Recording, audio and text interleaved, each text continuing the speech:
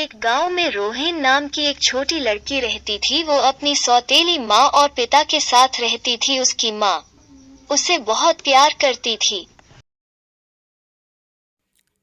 ये लो बेटा, खाना खा लो। एक दिन उसके पिता का एक्सीडेंट हो गया और वो मर गया। वो बहुत दुखी थी। उसकी सौतेली माँ उसे अब प्यार नहीं करती थी। एक दिन वो अपनी माँ के पास गई और कहा, माँ, मुझे भूख लगी है, खाना दे दो। चल जा, घर के सारे काम कर और खाना पका।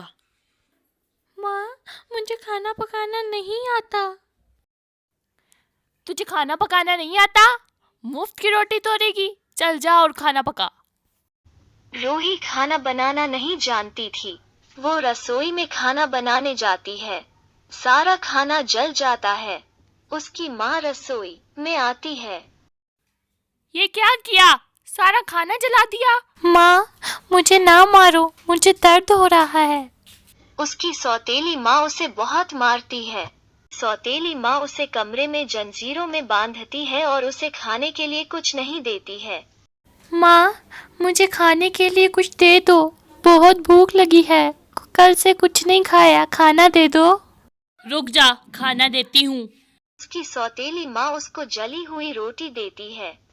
तेरा जिंदा रहना भी जरूरी है, क्योंकि तेरे बाप ने सारी प्रॉपर्टी तेरे नाम कर दी है। मैंने तेरे बाप से भी प्रॉपर्टी के लिए ही शादी की थी। माँ, मुझे क्यों बांध कर रखा है? तू भाग गई तो मेरी प्रॉपर्टी का क्या होगा, इसलिए मैंने तुझे बांध कर रखा है।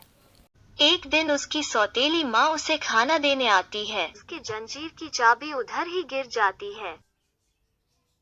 रात को जब उसकी सौतेली माँ सो रही होती है तो रूही चाबी से जंजीर खोलती है और भाग जाती है। रात को रूही एक पेड़ के नीचे बैठी रो रही है और अपने माता पिता को याद कर रही है। माँ, आप और पापा कहाँ चले गए हो? सौतीली माँ बिल्कुल अच्छी नहीं है, मुझे खाना भी नहीं देती। रोते रोते सो जाती है। उसके सपने में उसकी माँ आती है और उसे जादू की छड़ी देती है।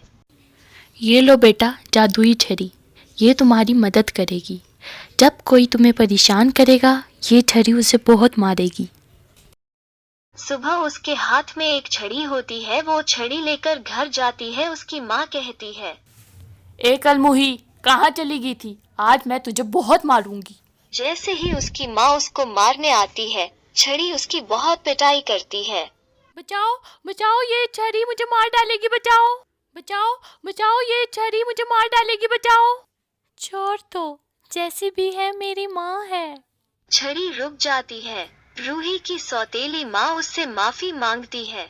बेटा, मुझे माफ कर दो, मैंने तुम्हारे साथ बहुत बुरा किया है। अब वो रूही का बहुत ख्याल रखती थी। वो दोनों खुशी खुशी रहने लगे।